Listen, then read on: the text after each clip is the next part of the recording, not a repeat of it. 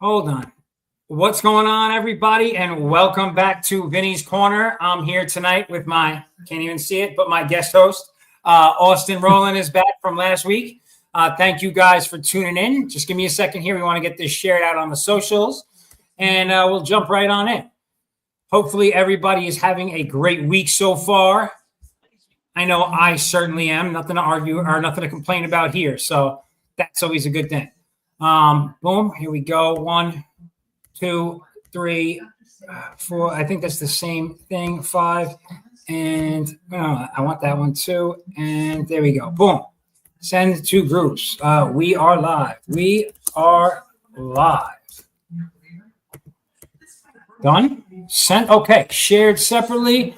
All right. So, guys, as I was saying, welcome back to Vinny's Corner. I hope you guys like my nice new hat. I posted a picture of it. It's a rooster, El Gallo, like my name on X for anyone who didn't quite get what it was. But, we take off the hat for the show so you can see my face. So, guys, a lot's gone on, obviously, since last week. Before we jump in, actually, I wanted to give Austin a chance here. Let me point in the right direction. So, Austin, I saw some news today that you and one of our buddies are going to have a new show coming out soon, huh? Yeah, so it's early on, but me and the boy Hot Take are working on a show, Sports Podium. We're gonna try and do a live a week, and then potentially even do a recorded episode and post to different podcast sites and try and see how it goes. But I'm excited for it. Yeah, it should be good. Excellent. So I'll talk to you more about it later, but you actually have a feature in the streaming situations where so this will automatically upload to iTunes tomorrow. Right? So it gets recorded. So this will be live now, and then if people want to listen tomorrow, they can jump onto Apple Podcasts and look at We Like Sports, and they'll be able to get it there. So you guys will be able to do something just like that, very similar. Yeah, that's good to know. Yeah, I'm very excited for it, guys. If you don't know, his co-host is Hot Take City on X and on socials. I believe he's on Instagram as well. I don't use Instagram, so I don't know. But they've both been co-hosts here on our show. You've also probably heard us talking on Hot Takes Old Spaces. So that should be a good show, guys. Definitely tune in. And I'll keep you guys posted on my page with more information so you guys can hear about it and check in with them when they get going. So the last few weeks, guys, I've been talking a lot about boxing. I always do. I always will. This week is a big one. So the Riyadh season promotion, Turki Al-Kashish out of Saudi Arabia, he's like the big money guy now in boxing. He's putting on a 6-title fight with the main bout being the rematch between Artur Beterbiev and Dmitry Bivol for the undisputed light heavyweight championship of the world. In addition to that, Daniel Dubois puts up his IBF heavyweight title against Joseph Parker. Shakur Stevenson will be putting up the WBC lightweight belt against Josh Padley. That's a late addition because he was supposed to be fighting Floyd Kid Austin Schofield. Apparently there was an illness. Listen, for most people in the boxing world, nobody's really kind of buying what the Schofields are selling at this point. So a little weird, but, in any case, that fight has, it has changed. For the WBC World Middleweight Championship, Carlos Adames and Hamza Shiraz are fighting. That's going to be an awesome fight. Hamza Shiraz is awesome. Then you've got American Virgil Ortiz Jr. He's another awesome one. He's fighting for the WBC World Interim Super Welterweight Championship against the guy who just gave a pretty tough fight to Terrence Bud Crawford, Israel Madrimov. Guy is, he comes from the Russian side of the world. Those guys are good at what they do. He's a very tough opponent. So I'm excited for that one. Then we've got Jile Big Bang Zhang. He's fighting again for the WBC Interim Heavyweight Championship against Ajit Kabayal. That should be a good fight. Somebody's going to get knocked out almost certainly in that. I'm pretty excited for that. And then rounding it out for the WBO World Interim Light Heavyweight Championship is Joshua Buatsi and Callum Smith. So it's a full day worth of fights and events. I'll share times on my socials if you're interested in checking it out. It's going to be live on DAZN Saturday from Pacific time, probably like 6 or 7 in the morning, all the way until mid-afternoon. So it's going to be a wild one. Austin, I'll send you some info on it. Some alternate ways to check everything out. Make it easier for everybody. So, guys, now to kind of just jump into it, Austin joins me not so much as like a hardcore boxing guy, but as everything else sports, right? So the big things that just happened this past week, right? The All-Star breaks for the NHL and for the NBA. So I kind of wanted to just jump in on this NBA one. Before I share my thoughts, what were your impressions of the new, like, improved All-Star format for the NBA, Austin? I don't think it was improved at all. I do not like it. I don't know. I'm just used to growing up with and then it's not like they were trying when I was growing up, but it was fun to watch. You had the dudes who were good doing the dunk contest, the 3-point shooting contest. Like they weren't afraid to compete like in the last quarter of the game. And now it's like you play to 40 points and it's like you can't even get a rhythm. Like it just seems sloppy. They're still not trying. You're having the rising stars playing versus the big guys. Like, I don't know. I'm not really here for it. Listen, so I want to echo your sentiments. First, hold on. I got a TV on in the background. It may or may not be loud, so let me just go turn that off.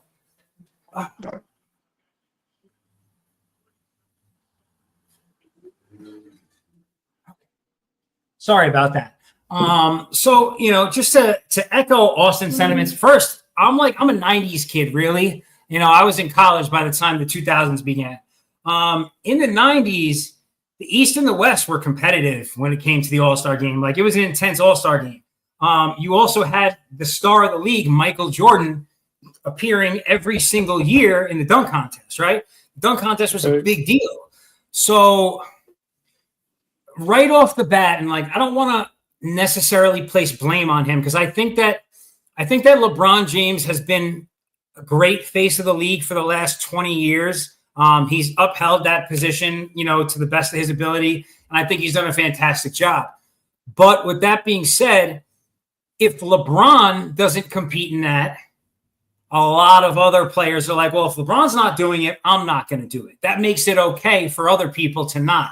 Does that make sense? Absolutely. Yeah, and I see what you're saying for sure. I think he might just be like kind of ready to pass the baton. And they even asked him in the press conference, they were like, who do you think could be the face of the league in the next few years, or who do you see taking over the league when like guys like you and Steph and Katie retire? And he said he didn't even have an answer. So that's not very comforting.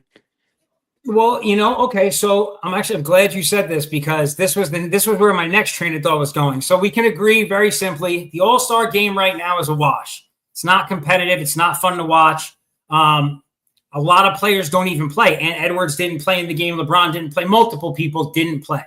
And when they do, it's because of this new format. It's like so celebritized, as my wife would say. The league is so celebritized now that it's like, I don't think they know who they're trying to target at this point. It's just like bring it all in and see what sticks, right? Now, with regard to the face of the league, I think this has been so Stephen A. Smith came out publicly this week. I'm sure you probably saw this. And he said the face of the league cannot be a foreigner. Like, it has to be an American. What do you think about that?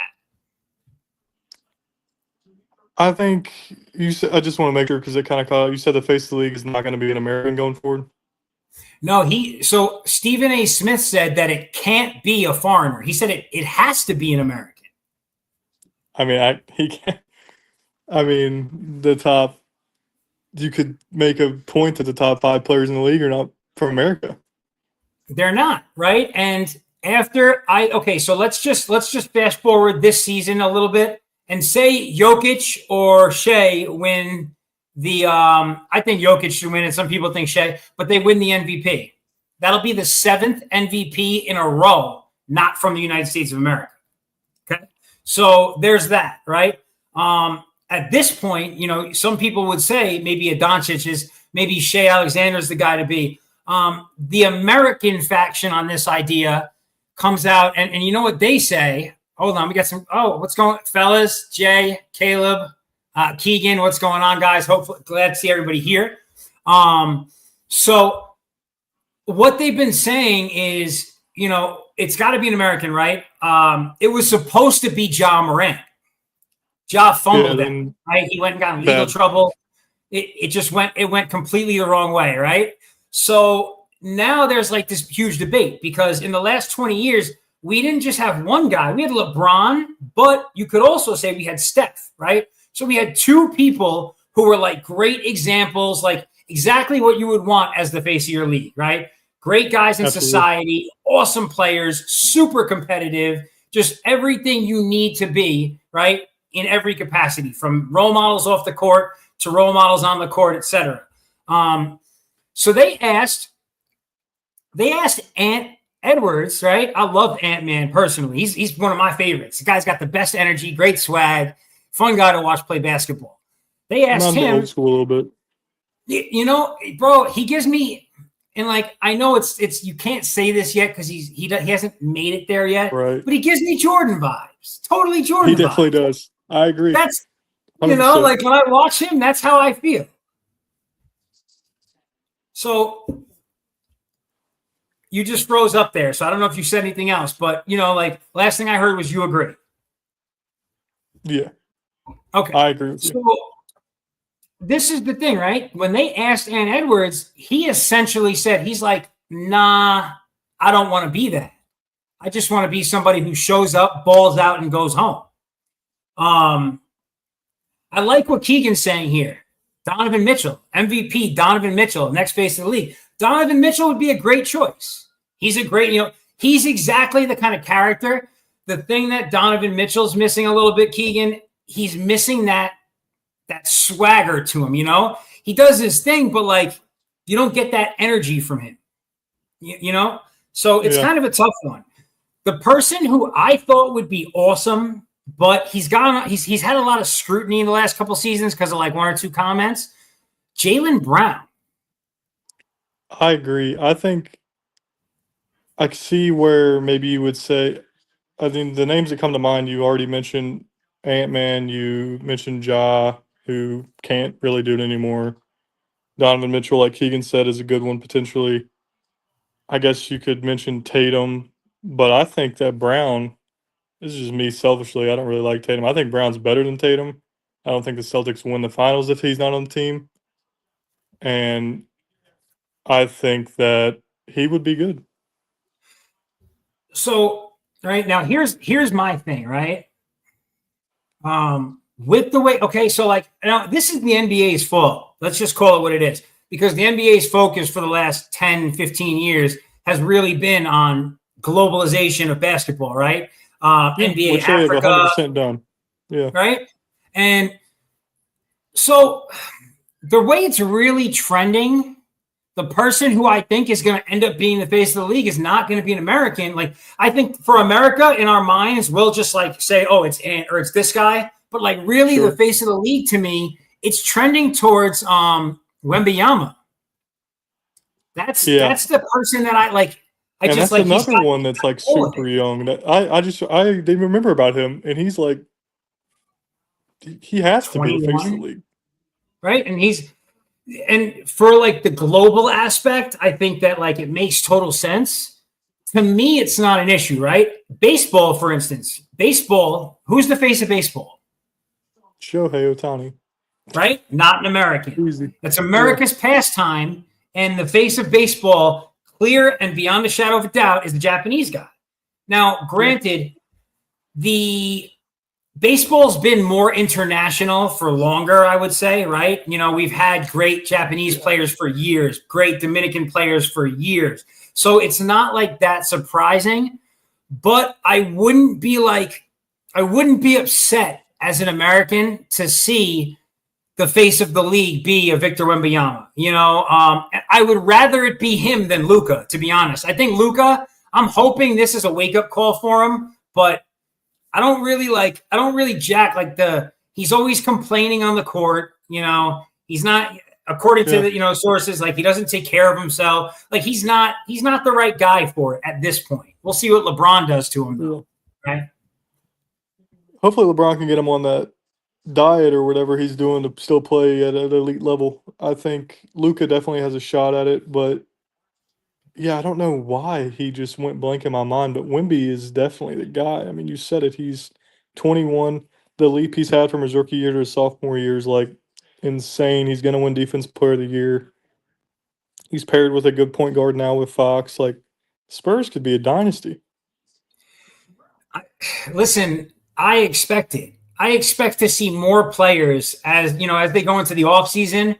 I just like the NFL, you're starting to see players like, right, Miles, when they were talking to Myles Garrett, they were asking him what he was thinking about, and he basically described Jaden Daniels. It's like, I would love that, right? You're seeing that kind of energy from people. You're going to start to see the same thing in the NBA where people are like, I want to go to the Spurs, right? Like, why would I want to play with him? And it's a great, that's not like an organization in flux, right? It's as solid as it gets, San Antonio. So Absolutely. You got a great organization, a huge championship background, a great coach. I mean, all the parts are there, right? So I wouldn't be surprised to see that. I don't think it's going to be an American going forward unless, something changes. But look, Ant could start balling harder, get better, win a championship, and he's still young too, and it could turn around. We don't know. But now, the only one that's had success is Tatum. That's American, or Brown, like we said. Those two guys. Besides that, I mean, Tatum, like I feel like he was the obvious answer, and they didn't go in his direction because he doesn't have Tatum doesn't have that aura to him. You know what I mean? He's just like he's Tatum. He's good, but he doesn't have that energy. Like Ja Morant fit the role perfectly. He just, he did some dumb stuff. And the face of the league cannot be running around. He had a good backstory. Oh, great! He was perfect, literally perfect. Who doesn't like to watch that guy play basketball? But it happens. Keegan, there's no way Trae Young is that guy. People don't even like playing with Trae Young. Let's just call it what it is. People leave Atlanta and don't want to get traded there because they don't want to play with Ice Trae. Just saying. That's fair. All right. So NBA returns tonight, right? Yeah, I don't know who all plays tonight, but the NBA is back tonight. Yeah, I know the Lakers play the Hornets. That's all I know. I know the Lakers play because I was listening to Unsportsmanlike, and the play of the day was the Lakers. Lakers against the Hornets, I think. It's at Crypto. I mean, the Hornets are poverty. So, dude, they took the Lakers minus 12.5. Like, is Luka playing? I think Luka and LeBron are playing. And after LeBron just sat out the whole All-Star weekend, he better be cooking tonight, right? Like, he should be energetic for sure. And it's that time of year. It's now post All-Star break, and this is when you got to turn it on. So if they do want to make the playoff run, it's unfortunate I didn't place any bets tonight because tonight might have been a good night for a triple-double on LeBron. Yeah. Just saying. A LeBron triple-double. Never hurts. Now, so on to the next All-Star event, and this one has kind of raised a lot of headlines. Some people are saying this is the biggest hockey game, or it's got the feeling of the biggest hockey game since the 1980 Olympics, right? Yeah. The U.S. versus Canada in the Four Nations final. And so for those that don't know, the NHL moved to a different format for their All-Star, where basically the All-Stars, the ones that are playing at least, are broken up amongst the Four Nations, right? So Finland, Sweden, America, and Canada. America and Canada clearly advanced. America won the first game. Now that was a pretty intense one. America got booed, and this is not like America and Canada, like as people, like we've always been really good with each other. right? Yeah, So it's kind of shocking what's happened to in my eyes. I mean, to see the American national anthem get booed, like, listen, I understand, and I have friends that are Canadian. I understand the frustration on their side of the world, but like, I don't take lightly to that. I'm as American as they come. That is my national anthem. Same. Not cool with me. But what happened as a result? Within the first 90 seconds of the game, there were 3 fights. It became war very quickly. So tomorrow night will be the conclusion of that tournament. And I don't know. What do you think? Can America pull it off, or does Canada get them back in game 2? I really hope America can pull it off. It got it like, I don't know. It does have a feeling of like an Olympics or like, for instance, like a soccer World Cup game where America is like, they're never that great in soccer, but they're playing in a big game in the World Cup or something. Like, it just feels like people that don't watch hockey are gonna be like tuned into the game. To US versus Canada. There's not much going on outside of that. There's a little bit of college basketball and NBA, but like, that's gonna be what people are gonna be watching tomorrow night for sure. I'm super excited for it. I won't lie. That's definitely on the cards for me tomorrow night. No question about it. I'm just pulling up the NBA scores here real quick, see what games we got going on. So that, and this is kind of an interesting one, right? Because it's considered an all-star event, but because of the current tensions between the East and the West, not talking sports, like East and the West, and Russia and America, etc., we're missing out on a lot of great hockey players, because Russia would obviously have a very strong team in this Nations Cup if they were allowed to participate. There are a lot of awesome Russian hockey players, so it's interesting. We'll see how relations kind of move forward with Trump and Putin and how that affects everything. And hopefully all the countries can get back to being friendly. We can have some great sports. Hope so. It would be better nice. For everybody. For sure. You know what? The only game on tonight is the Hornets and the Lakers, it looks like. Okay. Is it on Fair now enough. or does it start at 10? It starts at 7 o'clock my time, so like 7 minutes. So there you go. There's that one. Now, here's the next question for you. So we've been seeing a lot of different rumors popping out in the NFL, right? Is there any specific, before I jump into any ones that I was thinking of, is there any specific rumors you've seen the last couple of days that you're like, wow, that's interesting? The ones I can like just think of are, I mean, you kind of mentioned Garrett. I've seen a lot of stuff about him going to team up with the Bills, which I feel like would be really good for the Bills. I think they still need help on offense, but I do think I saw one that I thought was a little bit interesting actually today, and it was Sam Darnold to the Raiders, and the Raiders just draft not a quarterback. Like, they just pass up on Shadur and get Sam Darnold. I'm not sure how I feel about that, but I don't think it would be bad. I feel like a lot. Okay, so obviously Sam Darnold, he has the beginning of his career, the Jets, the Panthers, etc., right? Now you fast forward, he had 14 wins this season, but the last 2 games, right? That end of the season game and then that playoff game, he just, he saw ghosts, as everybody was saying. I feel like he hasn't hit his peak yet. I think that with more development in the next couple of seasons, as long as he sticks with like a good program, that he only gets better. Like, if I was him and I had the opportunity, I would stay in.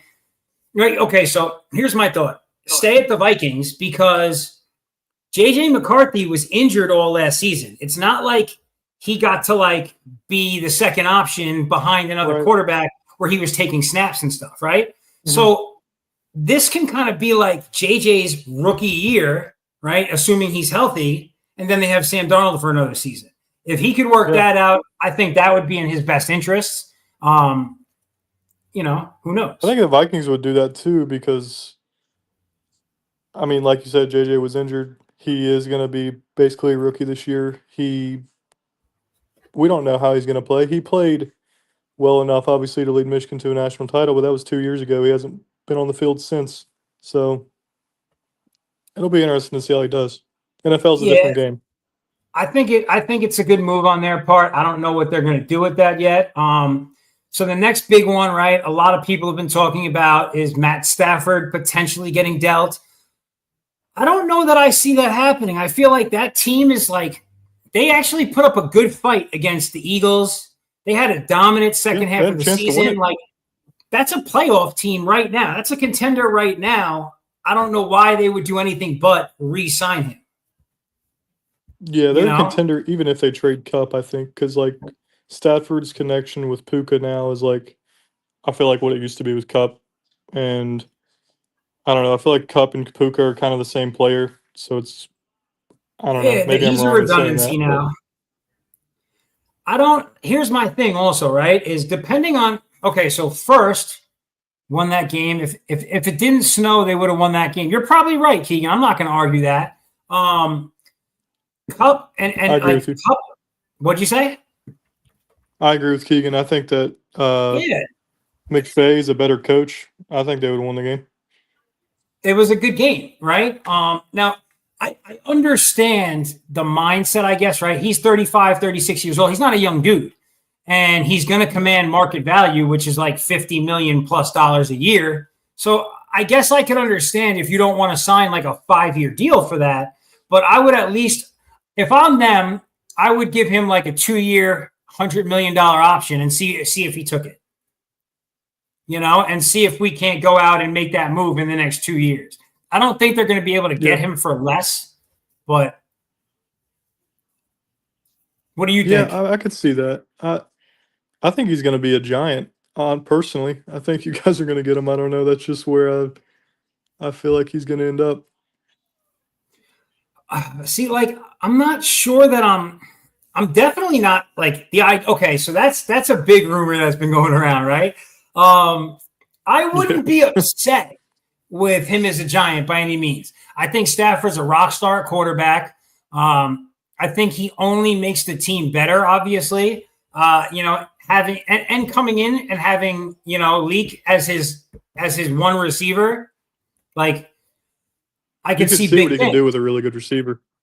Yeah. And I'll be honest, I'm one of those Giants fans who like mentally I look at it and I'm like, oh, this could be the way that we open the door for getting Arch Manning 2 years from now. So I Yeah. like it personally. I think it would be a good one. I don't know. I'll be surprised if the Rams let him walk, but if he does, I wouldn't be surprised if it was the Giants. So I can agree to Where that. else do you think he would go? I've heard so many rumors. Like I saw the Steelers are maybe in on Trevor Lawrence, but then they maybe not. I saw they're in on Rodgers. Like, where's Rodgers going to play? Is he even going to play? Is he going to retire? Like, I think Rodgers should retire. This is okay. So you know what? I'll give you guys. I heard this on what's this guy's name? Evan Cohen on Unsportsmanlike was talking about this, and this was his idea, not mine. So, but it was a great idea. Rodgers retires, right? Because he wants to go out on his terms, right? Rodgers needs to be the one in charge right? always. So he's not going to Absolutely. want to be a backup, but there's no reason you take a guy like Rodgers now and try and fit him into your program. Like he's not. It's not like he's Aaron Rodgers who won the MVP 4 years ago. Like he No. was healthy all year. He got everybody he wanted. He got the coach he wanted. He got everything he wanted, and he stunk. Okay? He's borderline washed. Let's just call it what it is. So he retires, right? And then say another team, like during the season, someone's quarterback gets injured or something happens, and then they call on him and he comes back because he still has that itch to play.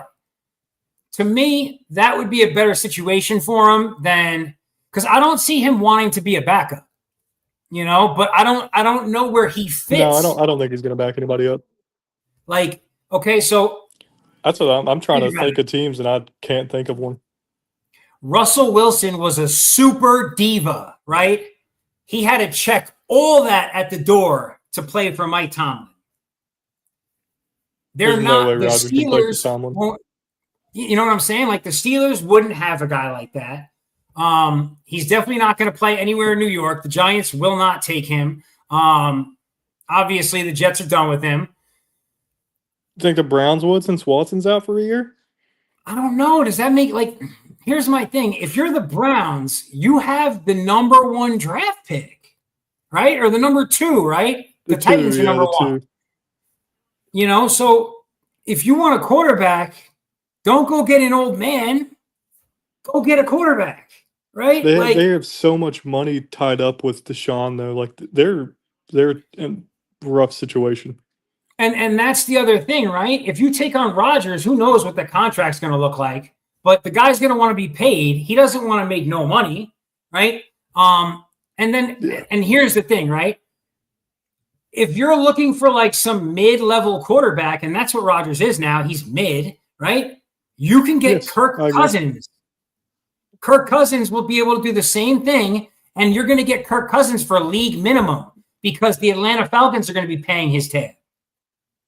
Yeah, the Falcons, I just cannot believe they knew Kirk Cousins was coming off an Achilles injury. He clearly was not healed.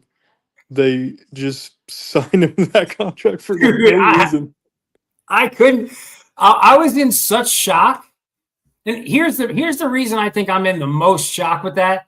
Because of how much money they guaranteed. Like, why would you guarantee it?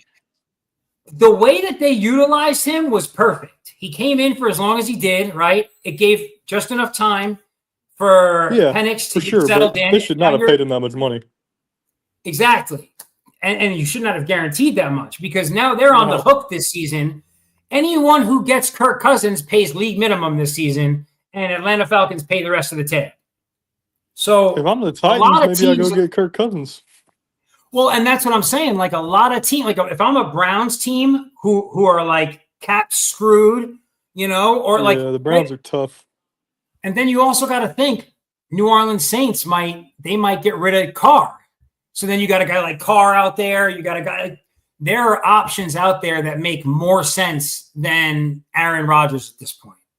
There's a lot of mid quarterbacks around the league. It is crazy that it like say the Derek Carr still starting to me is I don't know.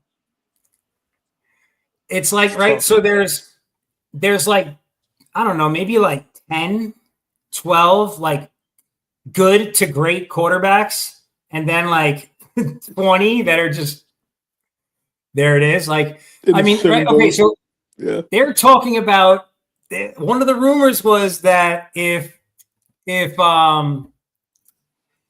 Stafford gets dealt, right, that McVay likes Jimmy G. Bro, what are we doing? I was like, what like should I just go try out or like what are we doing? Like I don't get it. Everybody is obsessed with Jimmy G for some reason. All the coordinators, all the coaches, but it's like what does he do for your team? He gets hurt every single year. Dude, I don't get it, you know? Guy's just got maximum aura. Everybody wants to be around him. Like, I don't know. He shows up like salivating for him when he was on the Patriots. I mean, listen, the guy is a winner in some regard, obviously, right? Doesn't really make sense to me, but right. So who do you okay, like top 3 picks? Probably Travis Hunter, Cam Ward, Shedeur Sanders, right? Depending, I could see Abdullah Carter also. Maybe Carter, yeah, I could see Carter getting up there. I hope he doesn't. I hope the Patriots draft him at 4. But I think the Raiders are going to trade up with the Browns. I think the Browns will make it for like Kirk Cousins or somebody to play quarterback or just get somebody to play QB just because they know they're going to suck. And they're just going to play a QB, trade down with the Raiders because they need so much stuff, and then the Raiders can get Shedeur, Titans can get whoever they want, and then Cam Ward might fall to you guys. You know, if I'm the Browns, right? I get it. You don't want to let go of Miles, but you can get some serious picks for Miles, right? So you trade that one pick because it doesn't necessarily have that value for you in getting one of those guys, right? And you trade him out and get a bunch of people. Or really aggressive, you make the trade with Miles and then you use that number 2 pick and you take Carter. That could work out. Yeah. I mean, that's a replicate. I mean, they're comparing Carter to Parsons. So, I mean, that could work out. You know, it's definitely like, I don't know. Right now, if I had to guess, I'm a little confused myself because of like this whole Stafford thing has picked up more steam than I thought it would, and it's thrown me off a little bit because I could see the Giants getting him. Assume he stays with the Rams, then I think the Titans. I don't think the Titans. I don't know what they do. I think the Titans. The Titans are in the same boat as the Browns. I mean, I don't think like some drafts, like when the Browns took Myles Garrett, like when there's like these guys at the top that are just like, they're gonna go in and just like they're gonna wreak havoc. There's like guys that have that potential, but it's not like it's like 100% or like even 80%. Like I don't think there's a guy in this draft that's gonna go in and be like clear cut making a difference right away. I might be wrong, but I don't know. Well, here's my thing. I feel like the Titans might take Hunter.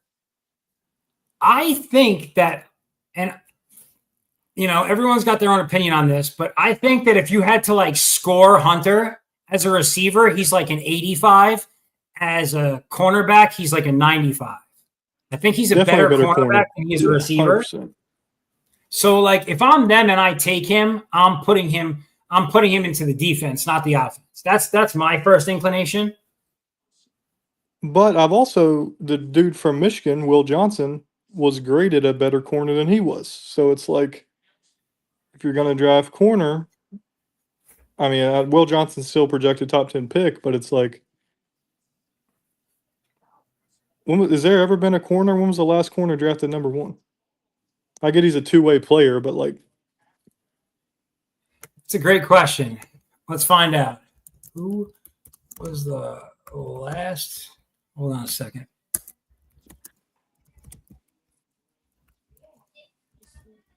Drafted. Ohio State had some dudes go high recently, but I just don't think any of them were 1. Let's see what we got here.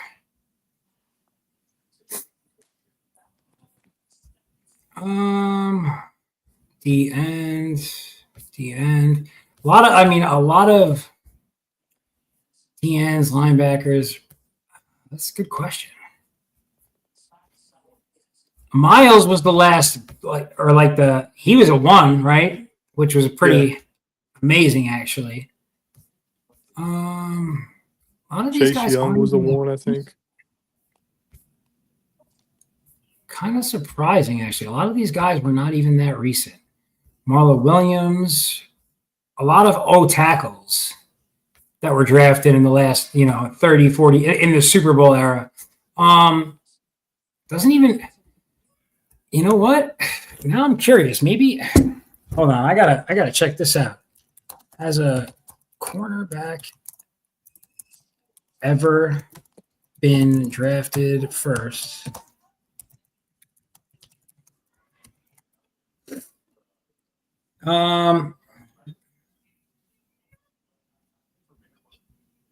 No, I don't think. Here we go. Brief history of cornerbacks taken in the top 5. What is this? Oh, no. Okay, I can't even look at this. Forget it. I don't know. There have been some high ones. I'm not sure if anyone knows off top if there was somebody who was drafted in the top 3 cornerbacks. It's just not coming to me right now, but I don't know. That would be an interesting one. I would see if someone was going to go defensive, I think Carter would be drafted before Hunter. I do too. Yeah. And I don't think teams are only going to play Hunter defense. I think it's way different than college. He's probably going to get hurt doing it, but they're going to try to play him both ways. They might do it like where he's just in a few packages on offense, but teams are going to try to Denzel utilize Ward. him both ways. Caleb just wrote Denzel Ward. Interesting. That's an interesting one. Really? Was he number 1 pick, Caleb? Actually? I know he was high, but was he actually number 1? Denzel. Was he number 1? What? Hold on. Let me see. What number was Denzel Ward drafted I at? thought he was top 5, like maybe 3. He might have been. Because remember, that's what I said, top 3. He was drafted 4th overall in 2018. So that's pretty recent. You know, and I wouldn't be surprised. I mean, he was drafted by Browns number 1. What? No, it says he was drafted 4. I just Googled it. But yeah, he was the 4th overall, first round, 4th overall in 2018. Kind of, so it's, I don't know, man. It's kind of interesting. Was 2018, is that the Burrow draft? Because he was the QB of that draft. Was he the number 1 pick? 2018 was Burrow 28. He might have been that, or was, I think they were 2019. No, Burrow, right? And 2018, right. 2018 might have been Mahomes draft, or was he 2017? Burrow was 2020. There you go. Oh, was he really? Oh. Yeah. Wow. He just came into the league lighting it up, though. Yeah, he's good. Dude. You know, okay, so that's actually, you know, this is another big thing in the NFL right now. Mahomes was 2017, not 2018. There you go. And he was also drafted 10th, I believe, right? Pat Mahomes. Yeah, he was definitely, it might have been like even like 14. He was definitely lower than top 10. Yeah, people are kicking themselves in the butt for that one. Absolutely. So Joe Burrow just came out and Joe Burrow is horrible. That's a wild statement. That's a wild statement. Yo, so Keegan's going to be on the show here in a couple of weeks when we get back into baseball. So, you know, maybe if you want to hop on, you know. But Keegan, you're wild for saying that. Nobody can possibly say Joe Burrow's horrible. Like his stats were bananas this season, right? But he did something that quarterbacks team might not be good, but he's good. So he pulled an Aaron Rodgers, basically, only he doesn't have the juice behind him yet. And he basically came out in the media publicly and was like, we need to re-sign Hendricks on defense. We got to re-sign Higgins, and we got to re-sign Chase. And if you guys want, you can restructure my contract to make it work. This is how we can do it, right? 9-8 merchant. You're right. He is a 9-8 merchant. Now, this actually, I'm glad he just put that on there. So this is what I think is interesting, right? Everyone was very sympathetic to Joe Burrow this year, right? Well, he doesn't have a defense. Little fact, guys, the Rams were ranked one spot behind Cincinnati Bengals, and they went to the playoffs with Matt Stafford. Just saying. But if he gets exactly what he wants, right? If they pay T. Higgins, let's just say they franchise T. Higgins because that's what they want to do. And he's due $26 million this year on that, which is not even fair to him because he's a wide receiver 1 anywhere else. Then they pay Chase $42 million a year, whatever ridiculous number it's going to be. Hendricks takes a little bump in his pay raise.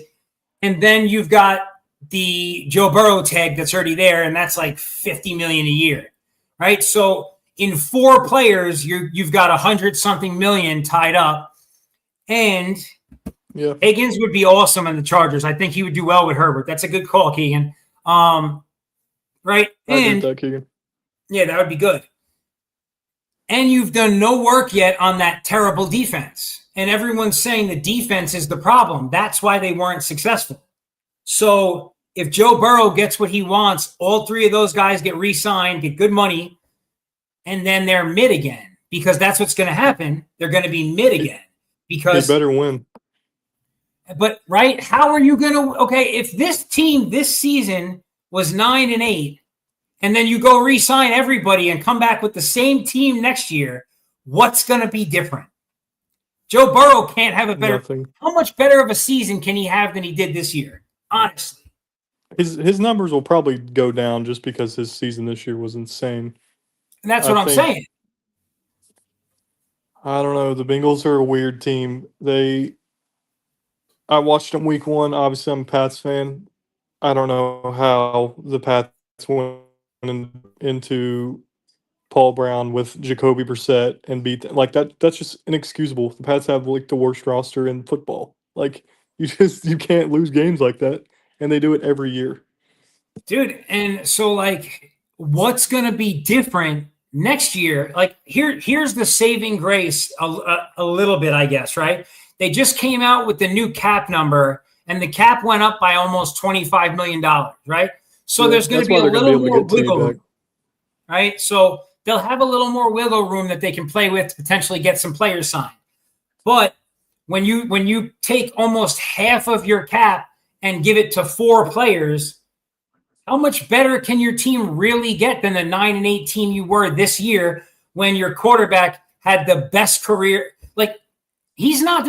There's almost no chance that Joe Burrow can have a repeat year like this or better.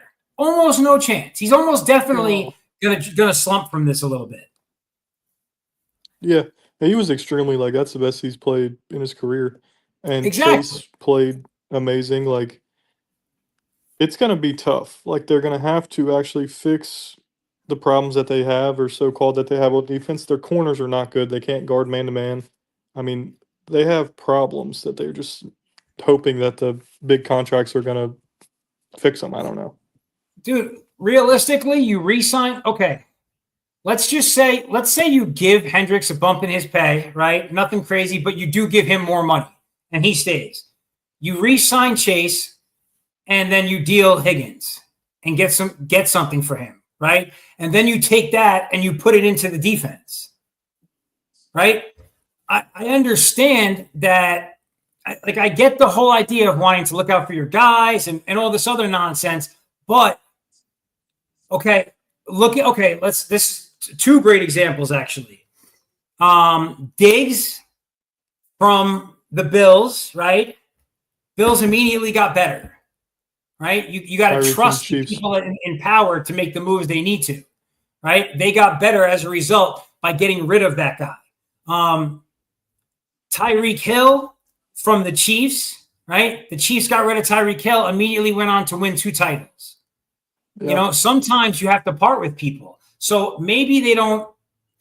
You're going to re-sign one of them. I would imagine it's going to be Chase, just because of the relationship between. You got to re-sign Chase, and it's not like their other receivers are bad. Yosivas, or whatever his name is, he's stepping into a role. He's young. He's good.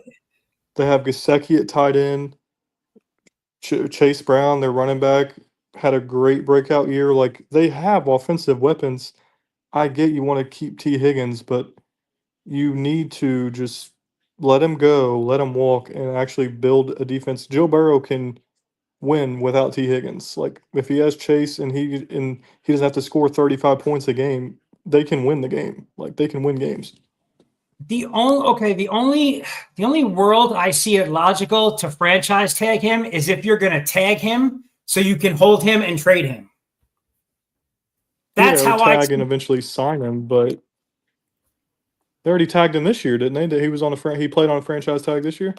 Yeah, and that's their game plan again for this year. But I don't think, to me, even if he first of all, he's got to accept that idea, right? But I just don't. To me, that team, like, you lose all sympathy in the public if everybody gets re-signed and you don't go to the conference championship or better. This was a bust, right? And now you're the new young Aaron Rodgers trying to force things your way, right? And it's not like. What were you saying? And just the way that players talk, like their team is incredibly cocky. I live right outside of Cincinnati. I live in Florence, like right outside, like Northern Kentucky, and the fan base is like so overbearing. They went to the Super Bowl that one year. They're still riding on it. Like in my opinion, like I think Zach Taylor's a good coach, but he is a lot of the problem as well, and he's only there because he got carried to a Super Bowl. So I agree. it's just they have unrealistic expectations, and their fans are just I don't know. It's interesting to watch play out in real time because I like work and see like and go to the Bengals games and like the fans are nuts, and it's just like the same thing my whole life. They've just been middle of the pack. That's a fact. And that's because they don't like to spend money where they should. No, Zach Taylor is not a good. Keegan, listen to what he said. He said that Zach Taylor is only there because he got carried to a Super Bowl, not because he is a good coach. Yeah, Right? he Now, definitely right, is not a good coach. he's not. But, okay, so let's think about this, right? This team that they've got right now, they don't want to put money into people, right? That's just the Bengals, it's who they are. You know, they put their money into Burrow, and that's all they want to do.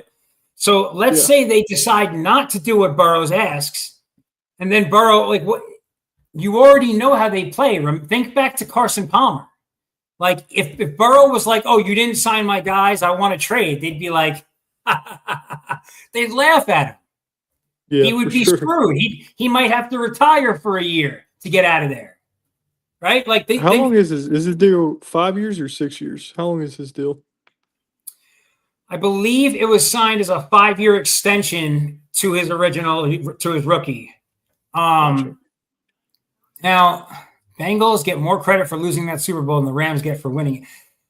That's facts. Whoever said that's facts. Yeah, listen, I can't argue that. The Rams were awesome, but it was the Rams' time. You know, the Bengals were not ready for that at all. You know, and everyone thought that because Joe Burrow beat Pat Mahomes, that like it was super. You know, they were going to win. So yeah, no, not sure. that happened In the media at least. Bro, they still okay. So like that's his claim to fame, right? Allen has an MVP. Lamar has 2 MVPs.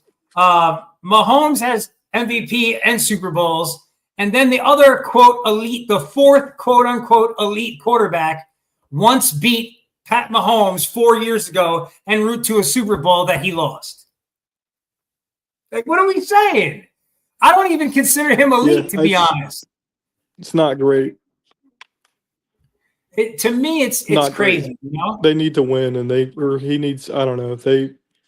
Something has to happen different in Cincinnati. Then they're probably not going to, like we're saying, they're probably not going to do anything different. They're just going to tag T. They're eventually going to sign him. They'll re-sign everybody they have, and then try to run it back. And we're going to be sitting here next year talking about how the Bengals went 10-7, and it's just like the same thing.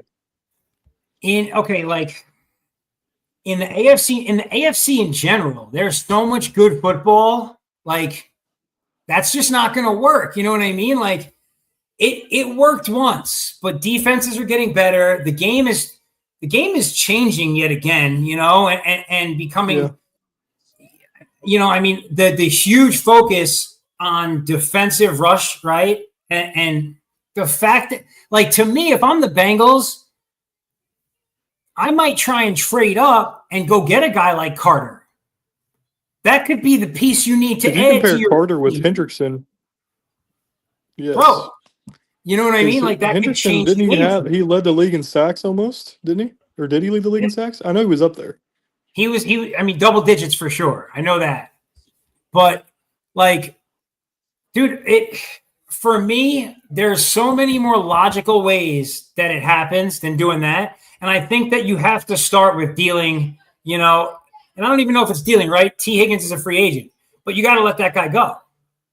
To me, that's just that's the way to do it, right? And you brought up a good point. Yoshi Bosch is playing really good football. Like, that's a good replacement piece, and you know you already have that there. make the move. Yeah. And obviously, Yoshi Voss is not T. Higgins, but at the same time, if you look just through history, there aren't many teams that had two dominant wide receivers that win. Yeah, they get there or they might get to the game, but they don't win. Look, the proof is in the pudding. They didn't even make the playoffs this year. Burrow And was T. Higgins healthy. can't stay healthy. And dude, right? Like it just, I don't know. To me, it's not the right move. You know, who knows where they go with it? I'm not sure, but it's one of those things. Like, you know how it is. I just love to talk football. So when I hear these things, I'm like, no way. You know, Absolutely. So you're a Pats fan, right? It's almost that time of day for us. But you're a Pats fan, so. And I think you already said it out loud, but like, what are your like three wish list items this offseason for the Pats? Because you guys have the largest cap. Yeah. We have, I think with the new updated cap, we have like 128 available. And they just cut Taki or somebody today. So I think they got 2 mil from that. So we're sitting around 130 available cap. I think we have to, obviously, skill position, offensive line, and free agency. Offensive line is a big thing. I want to get that dude the kind of like the Chiefs did to us, and they took Joe Tooney from us. I want to take Hill from them or whatever his name is. Their guard. He's a free agent. He's a stud. Get him. Dude, and Maybe he's get like been Ronnie playing Staley. Yeah, I know, but he's like his main position's guard, but honestly, Yeah. he could play anywhere on our line because our line is Bro, terrible. he's that good. Staley maybe is another free agent tackle. Get him. And then you can maybe get any available skill position is better than what we have because Keyshawn Butte is our starting wide receiver. He's our wide receiver 1 right now. So, I mean, it's pretty bad out here. And Drake May needs a little bit of help. I think he has potential to, I don't know if he has potential to win the Super Bowl, but he has potential to lead us to the playoffs if we can get some people around him. I like Drake May. That was who I wanted the Giants to get once upon a time.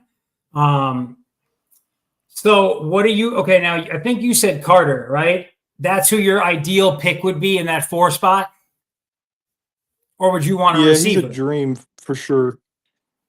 That's kind of the thing. If they for some reason strike out, like I'm hearing obviously the stuff with T. Higgins, like we just talked about, he's going back to Cincy. So they strike out there. Then you got to maybe trade for Cup, maybe trade for DK. DK's already said he doesn't want to play in New England. If you can't trade for those guys, I think the free agents are like Amari Cooper, like kind of drops off a little bit.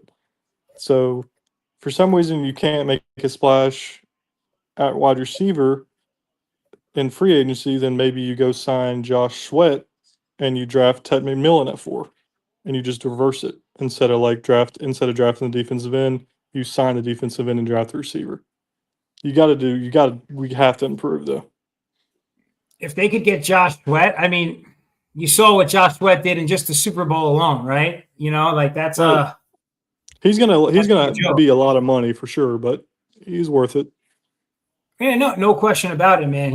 He showed and proved to earn that. So for me as a Giants fan, obviously the quarterback position has to be addressed. Right now, it's like, you know, we've got like a D3 college quarterback starting, right? Or community college, right? So between Tommy Cutlets and Drew Lock, I'm not too confident at the moment. I would be like, obviously the Stafford move would be really cool. I would be like, at this point, I've reconciled with the idea of a Shador or a Cam. I'd be excited with either. Cam actually, you know, I mean, there's a lot of talk about him performing well in a system similar to what Daboll runs. I like that. Yeah. I like what we have. You know, I mean, we have a great wide receiver 1. You know, we have a solid running back. We have a pretty good D line. What I would like to see is potentially like an edge, you know, to add so we could have Thibodeau, Dex, and then another piece like that down there, which would be amazing. Or a shutdown cornerback, and I'm not nice. really sure who coming out of college, but if they could score somebody in free agency, that would be stellar too. Hey, honey, we're about to be off here in a second. You take Hunter and Johnson.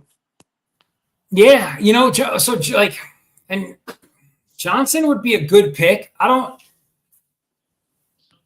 think like a guy like Hunter or a guy like Johnson to me is contingent upon, right? So like, let's say the Giants decide that they are gonna or they do. Let's say Stafford happens, right? Stafford happens.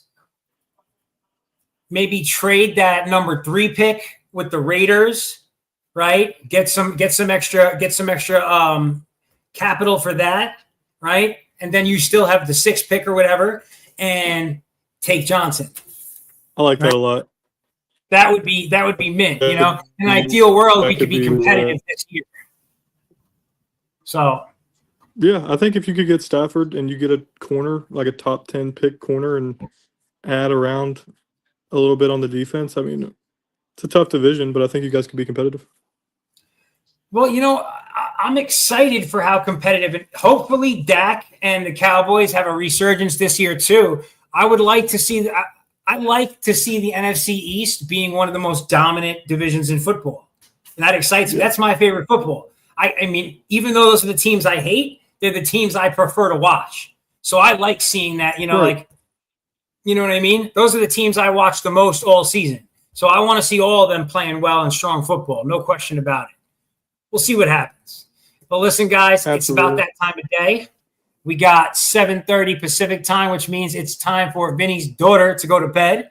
Austin, thank you for jumping on for Vinny's Corner tonight. And guys, you can see Austin's handle there at Austin_Roland0. Right, that's on X.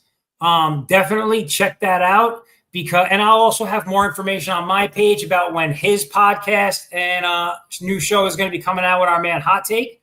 It'll be cool, and obviously, I'll be popping over there to chop it up with those guys as well. Again, though, guys, Thank you for popping into Vinny's Corner. Peace out, guys. Have a good one.